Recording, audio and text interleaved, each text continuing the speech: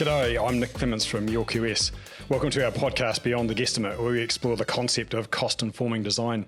I've been in the construction sector since 1993, and pretty much that whole time I've been frustrated about the inefficiency and the disorganisation within our sector. So this podcast, I like to meet people and talk to people around that sort of broad subject. So not just cost, not just building, but businesses and all of the processes around the construction sector, and just kicking around ideas on things that we can look to do better. In the last episode, we talked about the Building Act and the building code and standards and acceptable solutions and how all of the different building components and so on fit together in a system. But above that is Parliament. Parliament sets those regulations. Politicians help determine what those regulations are going to be. And they have a big impact on not only how we build, but the economy and the environment that we operate within. I'm a bit of a news junkie, I have to admit. I subscribe to several newspapers, and my wife says I spend way too much time on my phone reading news. So I'm very aware of sort of what's going on in our environment. I'm aware of politics, but I don't really know much about the mechanisms in behind it, and I've not been particularly interested in politicians to say that. Which today we've got a politician as a guest, so we're going to be able to find out a bit more. So we've got Irina Williams, who's the MP for Manurewa for Labour, and she's also the construction and building sector spokesperson for Labour. So welcome, Irina. Thank you for having me, Nick. It's funny that you talked about politicians not being part of the way that you think about this stuff, but all of that comes down to, how do we want to organise our building system? What sort of buildings do we need? Where are they going to be suitable for the future? Are they going to be sustainable? Are they going to be safe?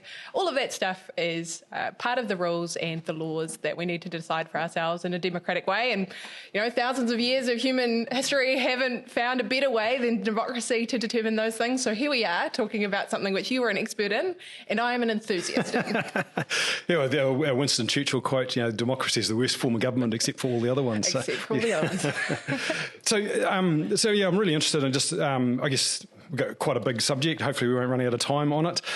So I guess to start off with, let's just get a bit of understanding of you and sort of how you got into what you're doing. So what was your sort of path to getting into becoming an MP? Yeah, cool. Well, I'm the Labour Party's building and construction spokesperson, and it's a real interest of mine, but it was something that I also asked for to be responsible for that, because when it comes down to it, Labour is best when we are talking about work and jobs. We are the party of working people, and what better industry than building and construction is an example of something that anyone from any walk of life can get into from a high school level, a tertiary level, and build something for themselves, a career that they can be proud of, to earn good money, but to also have the skills and the sort of experience where they are able to either own their own business or to go on to a skilled professional career. I think that's really special, and that's why I'm so interested in it. And when we look at, So what I'm interested in is your journey. So you as a person, so how did you get from, leaving high school to becoming an MP not that long afterwards? Yeah, I have been a member of the Labour Party since I was 15 years old. Right. Got involved in 2005 at the end of the Clark government, and went on to be a student president at university, to hold various positions in the Labour Party. I've always been really interested in politics, just like you, following along. Not like me.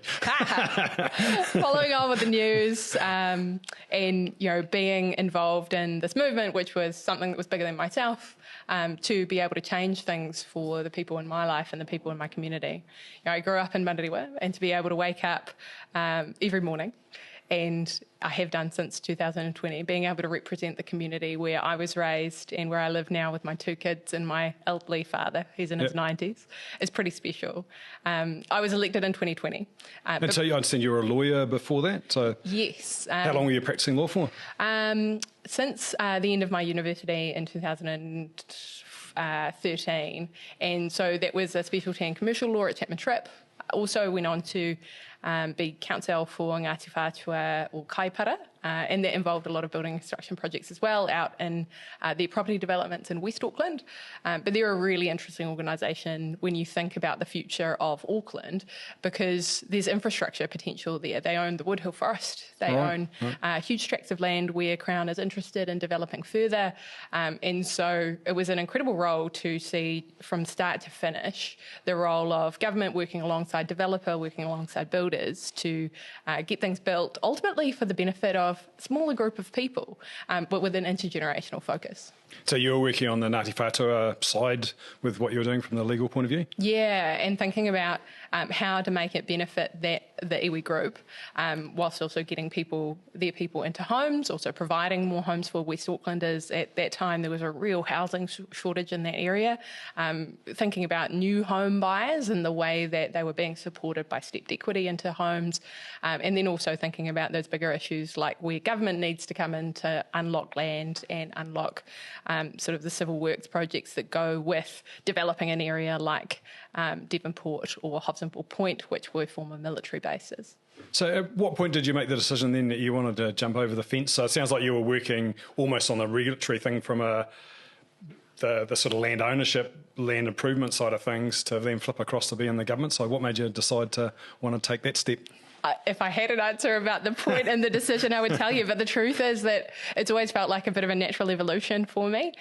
Being involved in the Labour Party is, it's a real privilege to work alongside basically volunteers who get up out of bed because they believe in that bigger long-term project about making New Zealand better for their kids and for their kids' kids. And so in 2020, there was an opportunity for me to put my hand up to represent Manurewa, and I did that. I contested the seat against a sitting MP and was ultimately successful in doing that. That I was coming into government at a time where the Labour government had an overwhelming majority, but then also was faced with crisis after crisis after crisis. And I think the most pivotal experience there in being a new MP was needing to deal with the schools, the 2 hospitals in our area, and with the public servants who were serving the community over that COVID period, where they desperately needed elected representatives to be meeting with them regularly to share information. You remember that period when everyone really needed to access what government was doing. Government was in people's lives in a way that was pretty unusual. More extensive than Absolutely. Yeah. And so being the local MP at that time has, I guess, taught me lessons of really rolling up my sleeves and getting stuck in with the people who are leading things for the community. And I'm bringing that to the building and construction portfolio at the moment because this is a particularly sensitive time for an industry which is really feeling a downturn. Yeah. So in terms of that role then, so you said you stuck your hand up for it. So what sort of process do parties go through when they're selecting I guess in the case of opposition, the shadow ministers? What's the process? How do they figure out whether you're going to be any good at it? Great question. It is completely lacking in any transparency, I guess, about how opposition decides these things. We have a system where the leader will nominate people who should hold various portfolios. So you're politicking the leader saying, hey, I would never politic my leader. No, I did, however, really want an opportunity to get into these portfolios, which I see as key economic portfolios.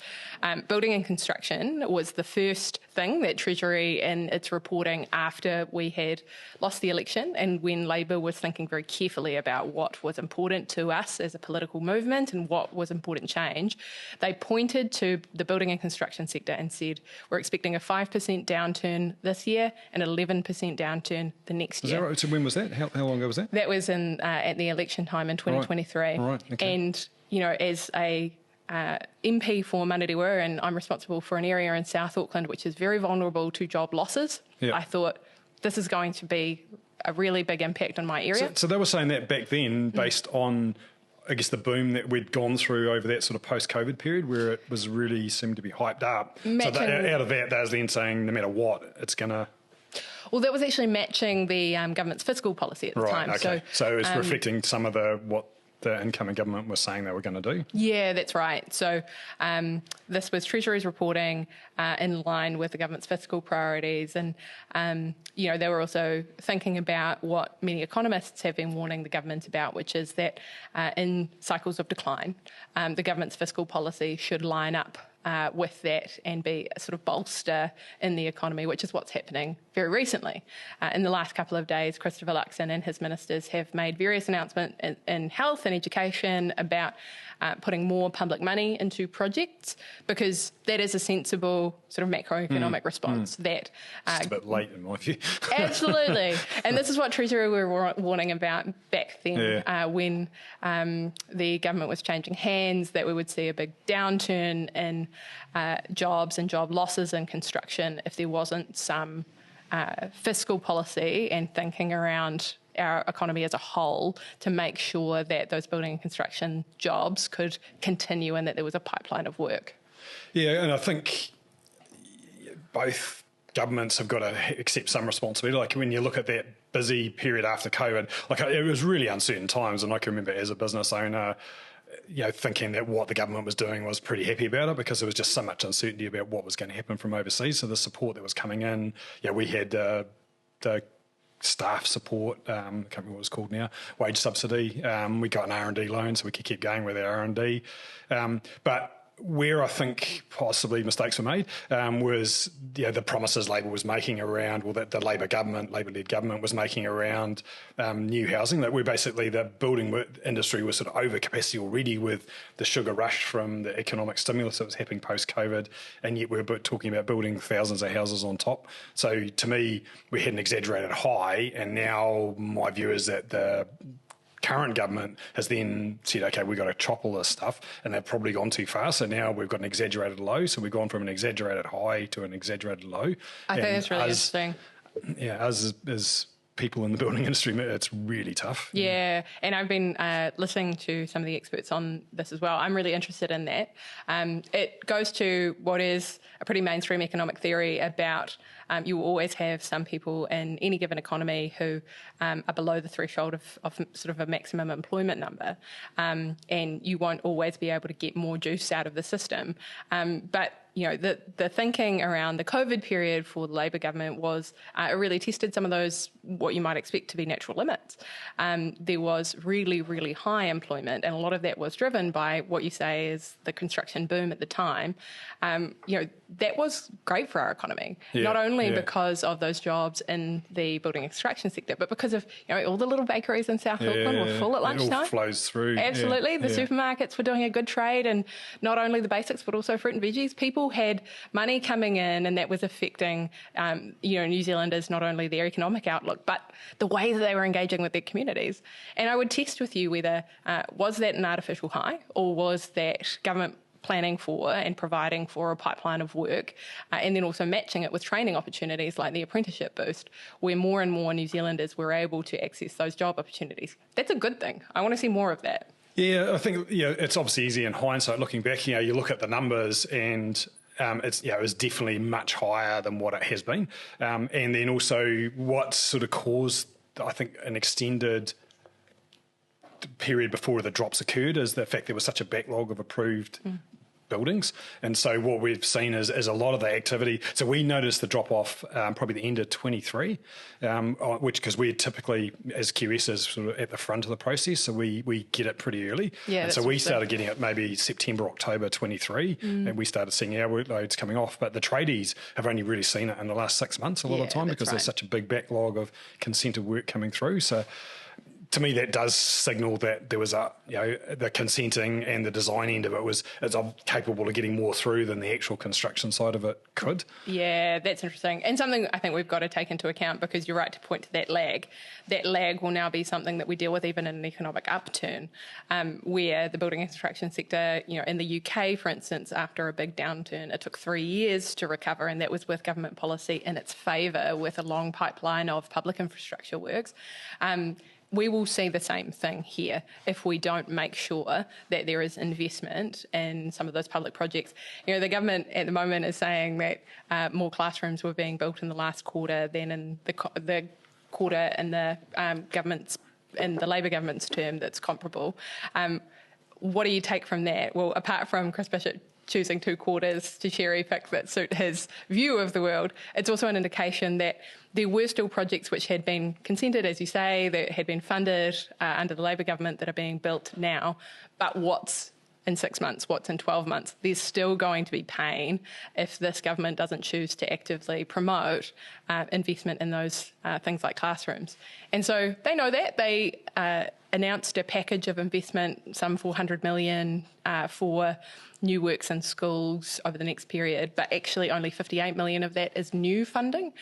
So we've got to ask ourselves, if the system is going to work for like a ballast, like what Treasury was asking for, where the fiscal policy of this government protects those industries that are on their knees at the moment through this downturn, then they need to be finding new money and new investment to be going into that pipeline of public infrastructure that we all know we need. If you could look out over 20 years and say, when is the appropriate time to build classrooms, ask any builder, and they would say now, not when there's a housing boom. And I guess, that touches on sort of, the role of government, in my view, should be counter-cyclical. So when it's booming, they should be backing off. That should be when they're doing the staffing cuts, because it's going to be least painful because those people are going to have other jobs to go to. Totally. And when they want to grow things, they should be doing it when it's in the downturn. Absolutely. But we seem to always get it wrong. If you can get a better rate than the all-of-government rate that you'll be doing on a classroom, good for you. Go for it. We need to be planning for these big infrastructure projects. And, the national government has actually, I think, done a good job of publicising its views on needing, a sort of neutral pipeline and the Infrastructure Commission playing that role for New Zealand, which in countries we like to compare ourselves to, they have done a better job at creating long-term infrastructure systems and plannings for themselves. The European jurisdictions have a sort of centralised system where you can access funding as a member state, and that pushes out a long-term pipeline. Or in Australia, you have a federal system and a state system that are in tension with each other, and state premiers going for it and demanding infrastructure, even if they are liberal premiers. That we won't be able to get either of those systems in New Zealand. So how do we hold ourselves to that high standard where we are always building at the right time and for the things that we need in 10 years and 20 years, not on this 3-year cycle? So I've seen with the construction, we've had a pretty good run. So since the last big downturn, which is sort of 2008, 2010, it's been pretty solid. So it's not, I wouldn't have said it's booming, but it's been a steady level of work. So there's a lot of people in the industry that wouldn't have experienced the downturn downturn. But if you look back historically, the industry's always been really bad at going up and down. And both are bad. Like you tend to see companies going under in both of them. They tend to go under in the down because they're just running out of work, but they go under in the up because they run out of cash. Yeah, that's interesting. And I guess my business is very heavily R&D focused, so we spend about half of our turnover on R&D because I've got some big ideas that I want to achieve. Cool. And it's really challenging in those cycles, because when it's on the up, you're trying to keep up, you're flat out trying to stay on top of things, and then when it goes down, you're worried about paying the wages bill. Yeah, it's a good point. And I think the construction sector seems to be, in my view, I guess I've been in it for a long time, it's actually more badly affected by the cycle than most industries. And I've sort of been thinking about why, and I've tried broaching it with a couple of economists, but not really made much progress,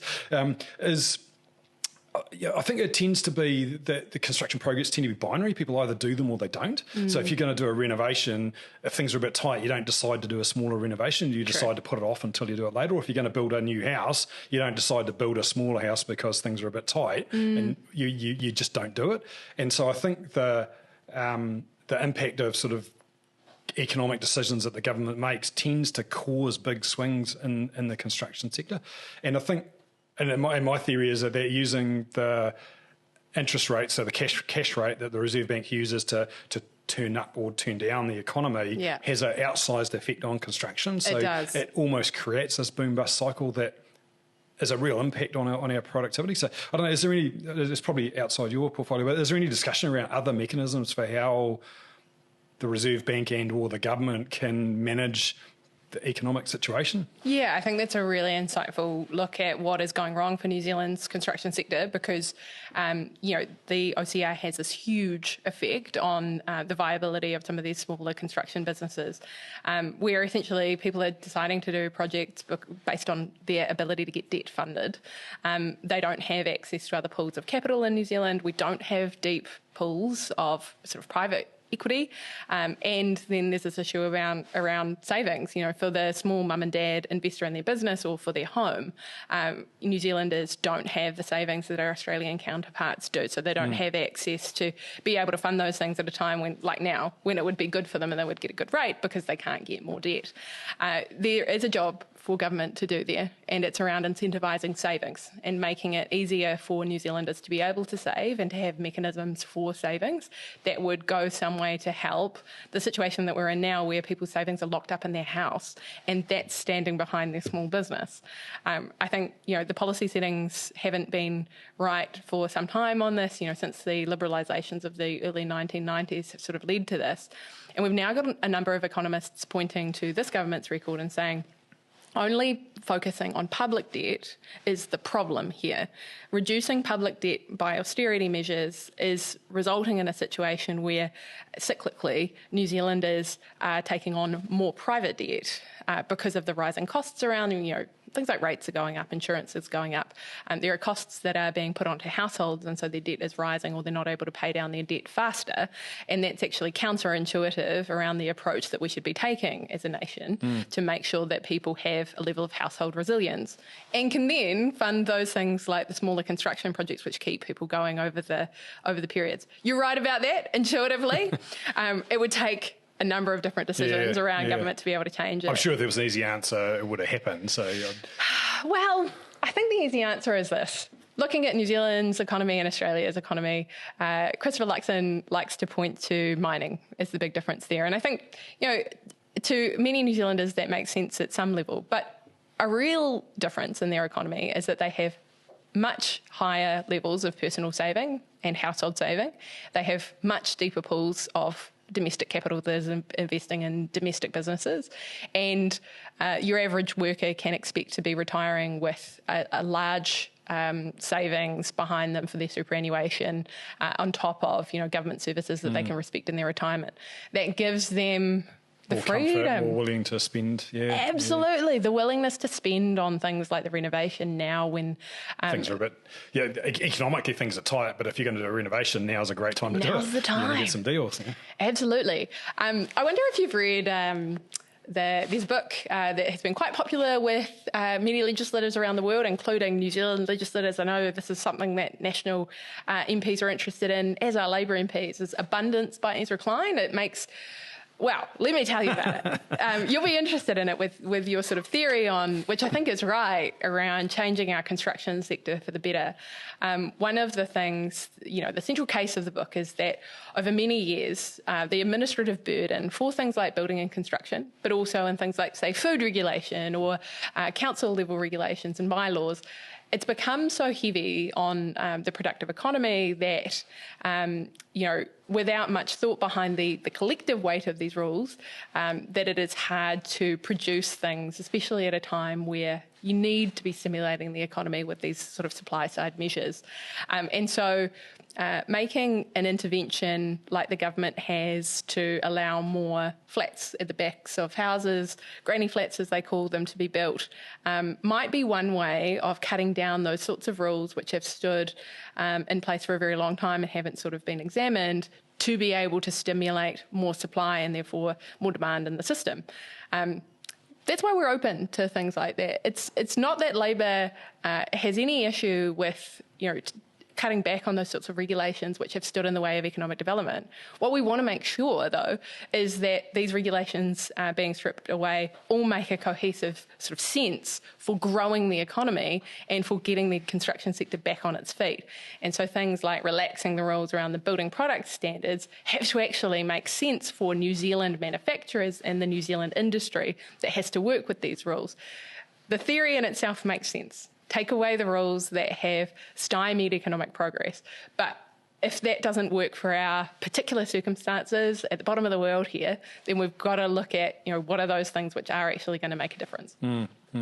Yeah, I'm not as convinced that one's going to make that much of a difference. So as I've talked about before, the amount of the portion of that cost of those products in a house is pretty small. Pretty small. So the fact you might be able to get them a bit cheaper from overseas okay, it might help a bit, it might stimulate a bit of a competition, but I don't think it's going to materially change the impact of or the cost of building houses in New About Zealand. 20%, we say, as a rough rule of thumb, in the cost of building a house. 12. Yeah, 12 even, yes. Compared to a much larger proportion of, say, the land costs. And so then you've got to ask yourself, well, if we are really trying to take a supply-side approach, what is the approach here with land? What is the approach with, say, building up? And all of the restrictions on being able to build up, where infrastructure already exists in the central city. There's no issue with the pipes, the roads, the parking, the libraries, the schools. So why can we not intensify upwards because of those many rules which have grown up over time and might not be still useful for our building sector when we've modernised our approach? We're building safer, we're building better because of the technological advances. Why do the rules that applied to apartments in the 1990s still apply now? So, we touched on sort of building materials being, so we've got a database of 4,000 projects. So that's where I get my figures from.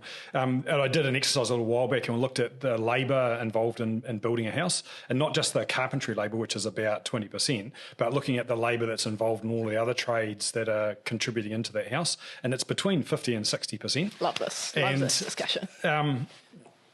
So where I'm going with this is productivity. Is that so if we've got 60% of the house, say, that is labour and 10 or 12% that's materials, if you're going to play around with the fringes on the materials, it's not really going to have a big impact. Where the big prize is being able to be more productive from a labour perspective. So have you had any thoughts or done any work around how can we improve labour productivity? And as an industry, and it's not just New Zealand, it's globally, construction has got poor productivity stats. So I have. What's your thoughts on that? And I've sort of led myself to, I think, a similar conclusion to Sam Stubbs at Simplicity, who has, developed a particular method of construction which isn't new to some builders in the New Zealand market, but is new in the way that they have sort of systematized it, grown a workforce around their particular way of building, and then made all of that public. And the great thing about making all of his IP completely available to the public is that then he's got subbies, contractors who all get the system as a whole and can then be incentivized to learn how to use that system so that they can do it in the rest of their work. It's sort of creating an ecosystem, which is a great model for government because it looks at how do we also train our people, how do we get the right kind of workforce to be able to then use a system that's, it's not magic, but it is a system that everyone can buy into, and a sort of recipe, a cookie cutter that we can all sort of highly use as a system as a whole to build cheaply and build up. I've also looked at some other building models around the country of prefabrication, of using a mix of imported products and ready-mades. I've noticed that in other jurisdictions where prefabrication has really taken off, and it's now a big part of their market that is driving down costs, has had government backing in some way. Places like Japan, Taiwan, that are similar to ours, geologically, they are also jurisdictions where there is heavy sort of government stimulus into this question of driving productivity and making changes in the building system which have a long-term impact. Yeah, I've always felt that the scheduling is probably the single biggest opportunity, so being able to coordinate on site, because if you look at the actual amount of labour and the time involved in doing particular things, if you stuck all of that together, it'd be about a third of what actually takes to build a house. So if you can figure out how to sequence things, which is a lot of what Sam's done from what I understand, sequence things so you take out that redundancy out of it, then you have a dramatic effect on the sort of what you're able to achieve in the amount of time. And the sequencing, but then further to that, the buy-in, that you've got the buy-in between the people who are installing the doors, the people who are then doing the windows, the people who are then doing the floors, that they all know what their part is and how they're going to interact with other parts of the system. Yeah, they know what's going to happen before and after them, and everybody's responsible making sure that it's all ready for them to do their bit. That's right, and this is where we go really wrong with thinking about building and construction without the people part of it. And this is where the Labour Party politics are really important, that we take an approach to this portfolio which is, thinking about not only a pipeline of projects, but a pipeline of people. It's apprenticeship boost. It's also making sure that there is money in the system to incentivise people to retrain and to upskill while they are on their professional journey in the sector, and to make sure that we have the skilled workforce to be able to play a part alongside the developments in our building and construction sector. There are always going to be changes, but if we have people who are skilled up, who can do the work, who can learn as they go, and who have the attitude that Kiwi builders have, which is to kind of roll up their sleeves and get stuck in, then we will be able to find those efficiencies. But when we have to start again every time, and we're fixing skills shortages by somehow in Wellington turning on an immigration tap and thinking that that is the pathway to success, then we know things are going to go wrong, and that we won't be able to maintain that building pipeline that we all really know and want. And certainly my experience is a lot of the immigrants that come in to fill those construction roles are coming from construction sectors that build very differently to us. Totally. So they might have a skill set and they might be good at what they do, but they've got a big learning curve to go through to figure out how we build things in New Zealand. And so do we, right? I will often be at building sites in the Auckland area, and I will be hearing from really experienced people in the sector who are supervisors, say, they're chaps of your age, and they say to me, these guys are so skilled, and it took me 2 years to work out that this guy had these amazing skills with welding that I never even knew that he had. Now he's doing this job and this job, which is completely different to the one we hired him for. Once you work out the cultural overlays, New Zealanders can do it, and I think we're pretty uniquely good at making the best out of what we've got. Absolutely. This is something that I love about New Zealanders. We are so good at working with people from all different cultures and all different backgrounds and figuring it out if you sit around a table. But it took them 2 years, right? What does it mean if we are able to retain these people? You know, the guys who were working on City Rail Link, they all had to go. Yeah, they have not been able to stay here on their visas. They were people who wanted to put down roots here, to bring their families over. What does it mean for our economy that we had people who, he had worked out what he was good at. He was good at welding. We have to do that all again afresh if we go through another cycle without in 2 years' time or whatever when the next big project happens. And I guess, that brings another question is the sort of longer term view. So I guess a couple of things on what you've said. So you talked about the government pushing more into infrastructure. Only a portion of the building industry's infrastructure. So if the government spends a whole lot on infrastructure, it doesn't help me because we don't work in that space. And it might help the construction sector as a whole, but a lot of the people within the construction sector won't. So just pumping a whole lot of money as a response to things being down into the infrastructure sector isn't necessarily going to help as a short-term thing. So it's just a comment on what you'd said previously. But picking up on that is one of the things that I've got pretty hot about is the amount of cancelling of things that governments have done. And you can blame these guys, but you guys did the same thing last time around. And I reckon there's about 3 billion by my rough back of that, well, not cigarette packet anymore, back of the envelope, add up, about 3 billion that we've blown. And New Zealand as a whole spends too little on infrastructure already. We can't afford to go blowing 3 billion on people having different views on projects. And like, you'll the rail ferry one, I can see it, and people have been talking to it, can see it coming. We're going to end up spending about the same sort of money that project was going to be with the amount of money it's cost to cancel it. We're going to be a few years later and probably have smaller ships than what we would have had. So, okay, but to me, there's a politically driven decisions. How can we and we just can't afford that. So how can we get that out of the system so that we can have the longer term, so these specialists that are coming in to do particular jobs can stay here knowing their jobs have got they've got jobs in the future. And then they talk about the infrastructure build costs here are massively higher than the rest of the world. And I think a big part of it is that you're bringing in these expat workforces that are expensive, and you've got to pay for them to come in, pay for them to send them home, backwards and forwards, all of these extra costs because we're only doing it for a short-term thing as opposed to building a base here. But the only way you can build a base is multiple cycles, election cycles, as projects to survive through that. So how do we fix that? It's urgent, and there is, I think, uniquely goodwill on both sides of the aisle right now to fix it. Because I think us as the general public have said this cannot continue. That's right. It's been really in people's face over the ferries just how costly this is. And governments, since, for hundreds of years have been responsible for cancelling this road, cancelling this rail project because, it was preferred by some politicians and not the others. This is not a new thing, but it is a unique problem now when we do not have enough resource in the system and we're feeling the economic effects of it. Everyone's feeling it now. The first thing is that we are also supported in a new way by the Infrastructure Commission. And not to be too pointy-headed about it, but the Infrastructure Commission's work on this in the last year is worth looking at, where they've been quite clear with this government and also Labor on how to invest in a pipeline that would actually fulfil, the kinds of spending that we need. They're telling us we're spending too much on transport. We're not spending enough on social housing. We're spending too much on some of our other infrastructure projects, and we don't have projects which are being mapped long term to those priorities.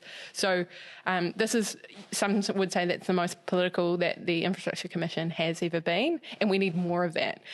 If we were more similar to Australia, we would empower our Infrastructure Commission to also map those projects out and to tell politicians that if they were fulfilling their obligations to the sort of 10-year, 20-year pipeline, that we would have projects which we knew were going to be funded, because we don't have that currently. We all say to each other, yes, we need a pipeline, yes, we need to spend this much, but then you have National proposing its roads of significance.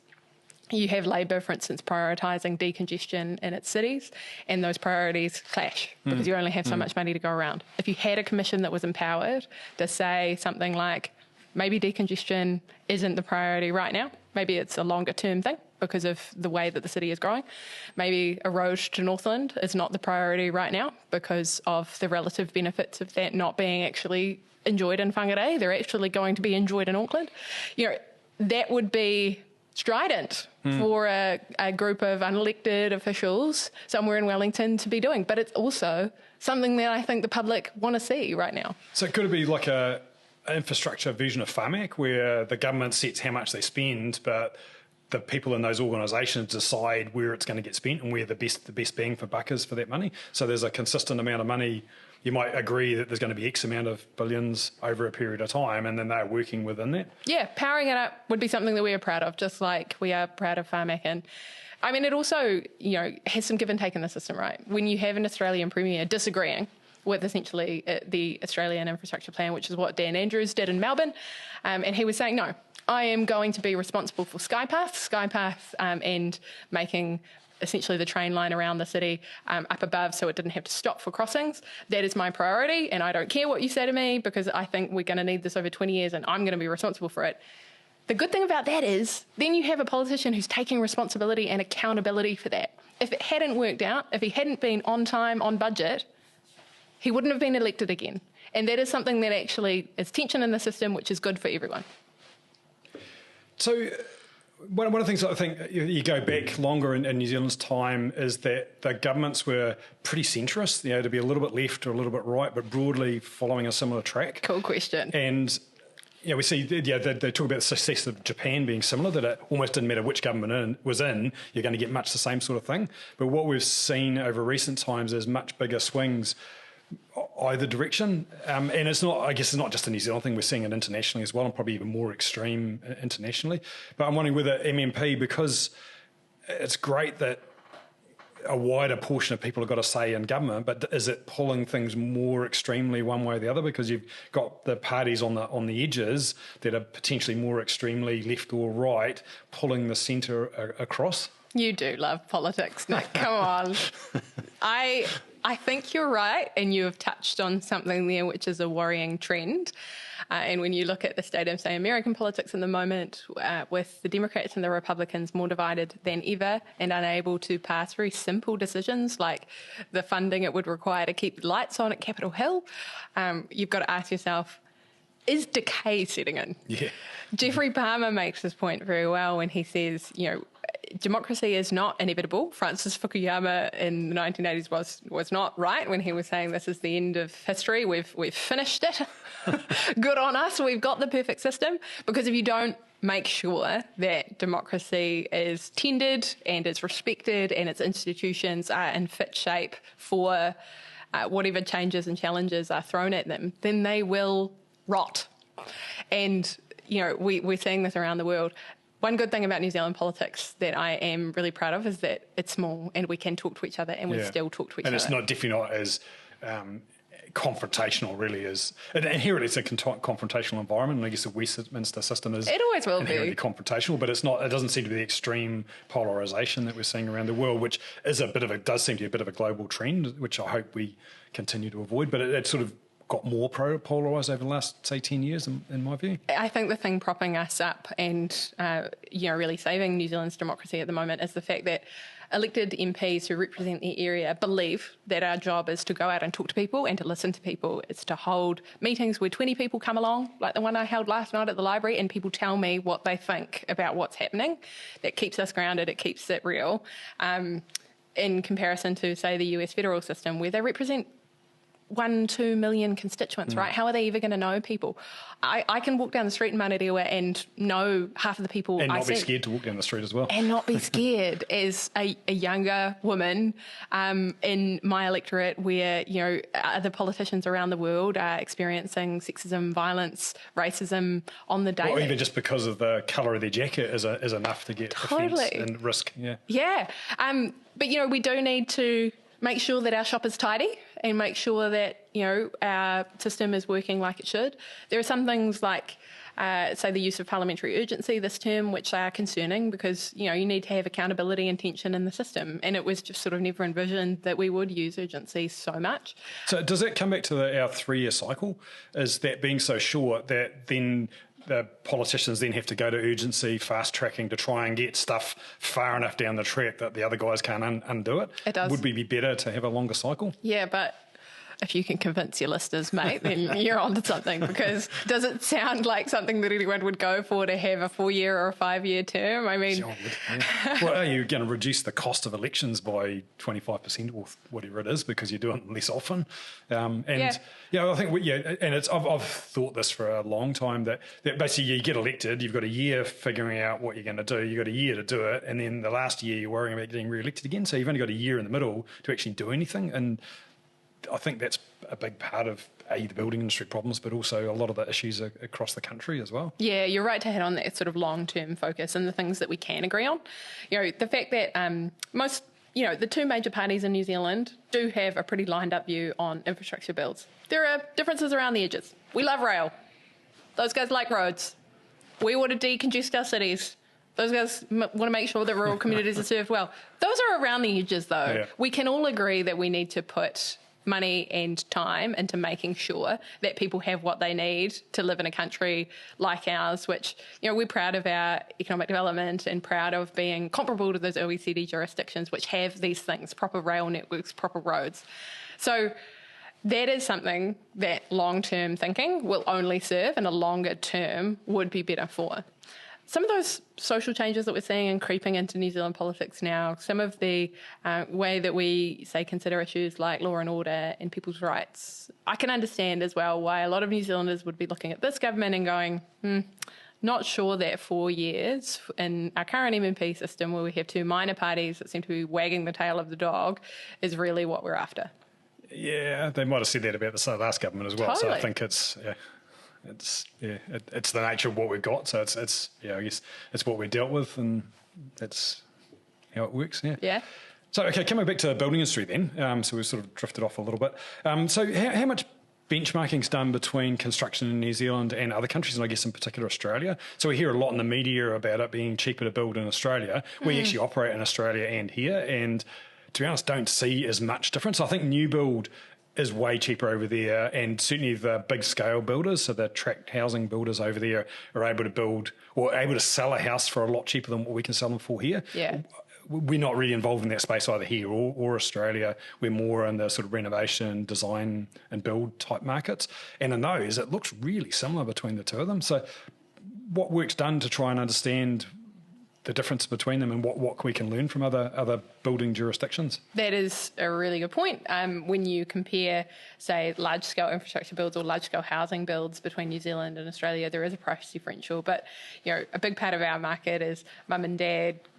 It's a home, it's bespoke. Those are very, very comparable. It's still big in Australia. Like I haven't looked at the numbers recently, but when I last looked, which was quite a long time ago, was about 80% of the houses are built by building companies that look very similar to the houses here. Totally. So while there's big building companies over there, it's such a big market. They might be building 10 or 20,000 houses a year, but they're still only 1 or 2% of the market. So the bulk of the houses are built by businesses that look very similar to ours. Yeah, absolutely. And so, comparing apples with apples, our building costs aren't greatly different.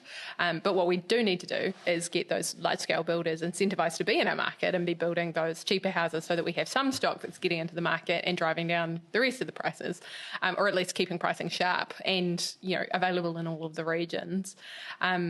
And it's different state by state as well. That benchmarking that's available to me, is something that I work on quite carefully when I'm thinking about the difference in, say, labour costs. And it's also really useful to compare state by state to New Zealand, where, those states with very high industry protections, very high health and safety requirements, those rules which keep people safe and make sure that workers get home in one piece, actually, they don't seem to affect the build costs much at all. In fact, in some states like Queensland, which have a long record of unionisation in the building sector and strong labour protections, those labour costs seem to actually be just slightly lower than some of the other comparable states. You can learn a lot of things by the comparisons, and I think one of the things that is most important for the government to be looking at in comparisons at the moment is insurance costs in the building sectors. Each state in Australia has taken a slightly different approach to insuring small builders and not passing on all of the risk to homeowners, and that's something that the government is considering doing now with its changes to joint and several liability at the council level. They will learn that will add on thousands, potentially $10,000 to the cost of new builds if they do it in some of the ways that the states have done it, but that spreading that cost is the work of government, whether it's to insurers, whether it's to sort of central and local government in a shared model, or whether it's to an industry carried insurance, which is something that the government seems to be sort of making noises about at the moment. There will be cost in the system up front. And there's cost there now. It's just that because effectively the councils have become the insurer, That's right. underwriter for the building industry, and so it's basically spread across a wider base because it's in everybody's rates. There are costs there now that nobody is accounting for, right? Yeah. And the Infrastructure Commission has quite an extraordinary graph where it's thinking about the natural hazards that are coming our way over the next 10 years, and one of the options for paying it out is hope for government bailout. That is not a good way to pay for these risks. Yeah, no, and it's not a great outcome. And certainly you can see that insurance is going to have to become part of the mix. And so I guess it's where, what does it cost? Where do those costs lie? And even in Australia, I wasn't intimately involved with it, but a few years ago they had issues around insurance, and a lot of the insurers were pulling out of it because they weren't happy with the risk they were taking. So I think that it's a mix of state and governmental insurance and behind it. Yeah, there are some good programs, and I think the Minister has made some also allusions to the Queensland system, which is a sort of state-backed system. So if you're a mum and dad homeowner and you've had some building work which is defective or it's been affected by changing climate risk and you've been flooded in a way that could have possibly been protected for, they have a system where you let the state authority know, and the state authority in some situations will determine sort of fair compo and then go after the builder. So it's not even like there's an insurer in the middle in that system. You have a sort of system where everybody expects compensation because, there's public good in that, because it means that their housing market functions in a way which is sort of safe and predictable. And then the state deals with what happens if a builder's fallen over, what happens if a builder is using sort of Phoenix companies to recreate itself. So mum and dad don't have to. Because as you say, there are costs in the system that are currently being borne, but they're being borne by the wrong people. Either the council because they are being really conservative. Yeah, so we've seen it because council through leaky buildings ended up with a liability. Yeah. So I think in a lot of ways it has actually improved things. Like when we see the documentation for consent drawings in New Zealand compared to what we see in Australia, it's unbelievable what goes through the process in Aussie compared to what's here. So, and in terms of us doing our job, it's so much easier when you know exactly what the designer's intending and how they're expecting you to build it. It's good for us to be able to cost that. Over there, everybody seems to know that's how you build it. And that's, how they work it without having the issues that we've had, I don't know. But when I meet with the consenting experts in councils around the country, I also really notice how different those expertise are from council to council. If we are going to a system where there's not joint and several liability, because essentially, those small councils do not believe that they will be able to bear that liability if their region has a really bad system of, say, leaky buildings or a big defect. So their systems are completely different to, say, Auckland Council, which is big and can institutionally support hundreds of homeowners who are affected by the same thing, which we saw in the leaky buildings crisis, was partly council and partly central government coming to the table. So we do need to look at that. Joint and several liability is, I think, one of the biggest law reform pieces of work that this government has embarked upon. It will be huge, but they cannot sit behind their desks and say, well, there's an insurance element coming and insurers will need to work that out, because if they take that approach, insurers won't come to the party and no one will be able to insure. Yeah.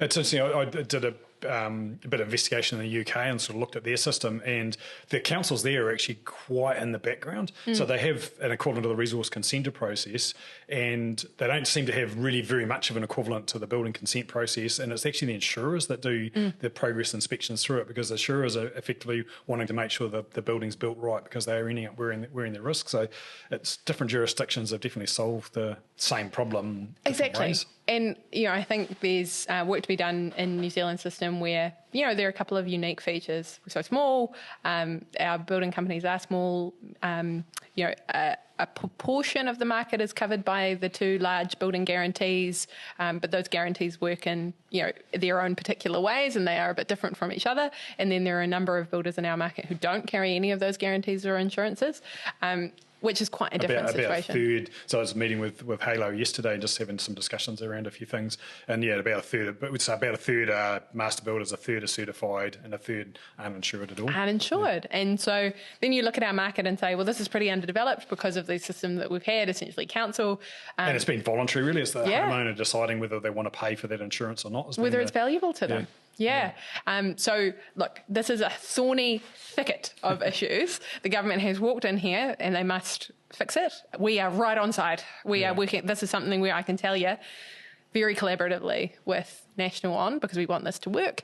But, we've had, as New Zealanders, 3 goes at this, with the Law Commission having done 2 reports and government having done a third. Each time it has got to the end and we have said to ourselves, homeowners will lose if we progress away from this joint and several situation, and we cannot accept all of the burden lying with the people who are least able to pick themselves up from a catastrophic event here. And that's not the way we want our housing market to work either, because essentially it works so closely with people's retirement savings, and we cannot afford as a country to have hundreds or possibly thousands in a leaky building situation without any savings for their retirement. And it's not so much the joint and several, it's the fact that the council is one of those joint parties and they have got they're going to exist no matter what, whereas the fact you might be able to have a go at the architects say, well, they'll just close. They don't have the resources to fight it. So, that's right. So it's effectively that council underwriting rather than the joint and several is the factor. So how do we create an equivalent but fairer underwriting process and I guess more transparent underwriting process? And you raised with me the example of ACC, which I think is a great policy initiative from New Zealand governments in the past, but a great thing about ACC, right, is that we don't have a culture of suing each other in New Zealand. Good. I am glad to live in that society where we aren't always at odds with people around us and taking each other to court. That's an efficient thing too. It's good for our economy. This is an opportunity to get there in our building sector where we're not constantly in dispute, that builders don't have to be masters of the law and also don't have to be masters of using their particular complaint system in whatever professional body that they are dealing with, where they are in fact able to just be experts in actually building and constructing and their people. And if this wasn't something that they all had to be experts in and carry rising costs for or choose not to, then we would have a more efficient system by the end of it. Well, it's been great talking to you, Rena. You got any other burning questions or things that you'd like to, we haven't talked about? We've covered quite a bit of stuff today. Is there anything else you'd want to add? I was just party political presentations either. No, I've really enjoyed this discussion, and I was reflecting on, the role of quantity surveyors and, as the ambulance, not at the bottom, but at the top of the cliff, and thinking about the way that costs affect our system before, we're down this path of things going wrong. We've talked about that a lot today, but not necessarily how we, use the industry for government to become better procurers and better able to commission work that is going to be long-term, it's going to serve the communities that it needs, and to be, a sort of grown-up partner in the building process. And I think there's also something to that about continuing to work with you in the industry, and also making sure that government is able to lead in building and construction and create things which are lasting, and to change our culture around that sort of thing. That's good. It's great you appreciate the outsized influence that government has on our sector. So it's good to hear we've got somebody on our side involved in the process. So thanks, Serena. Cool. So thanks, everybody. If you want to deal with a QS that is really interested in the construction sector in a wider view, then come and talk to YourQS. If you want to talk to your politician or a politician about the construction sector, then I've found you've seen today, Arena's been really approachable, willing to listen, willing to question, willing to hear from us. And I think it's a great thing about New Zealand's society is that an ordinary person like me can contact somebody in Parliament and actually have a discussion with them. So thank you.